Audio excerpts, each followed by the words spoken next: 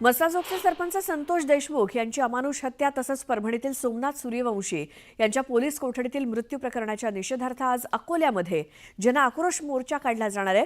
विविध राजकीय आणि सामाजिक संघटनांतर्फे शहरातनं भव्य जनआक्रोश मोर्चा काढण्यात येईल। या दोन्ही प्रकरणात दोषी असणाऱ्या कोणाचीही गय न करता सर्व दोषींवर कठोर कारवाई करण्यात यावी या मागणीसाठी या मोर्चाचं आयोजन केलंय। हा जनआक्रोश मोर्चा अशोक वाटिका परिसरातून निघेल आणि नियोजित मार्गाने जिल्हाधिकारी कार्यालयावर जाऊन धडकेल। अतिशय शांततापूर्ण वातावरणात निघणाऱ्या मोर्चात मोठ्या संख्येने नागरिकांनी सहभागी व्हावं असं आवाहन करण्यात आलंय। या मोर्चात मनोज जरांगे, सुरेश धस यांच्यासोबतच संतोष देशमुख यांचं कुटुंब देखील सहभागी होणार आहे।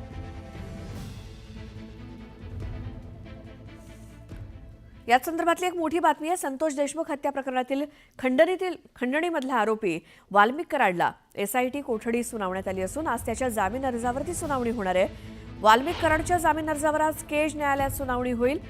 प्रकृती खराब असल्यामुळे या आधीच्या सुनावणीला त्या हजर राहू शकला नाही, त्यामुळे आज सुनावणी होईल आणि वाल्मिक कराडला खंडणी प्रकरणात अटक करण्यात आली आहे। मात्र या खंडणी प्रकरणाचा संतोष देशमुख हत्या प्रकरणाशी संबंध आहे का याचा तपास एसआयटी आणि सीआयडी करते। संतोष देशमुख हत्येप्रकरणी वाल्मिक कराडची चौकशी करायची आहे, त्यामुळे त्याला जामीन देऊ नये अशी विनंती सीआयडीनं कोर्टाकडे केली आहे। त्यामुळे कोर्ट वाल्मिक कराडला जामीन देतं का हे बघावं लागेल।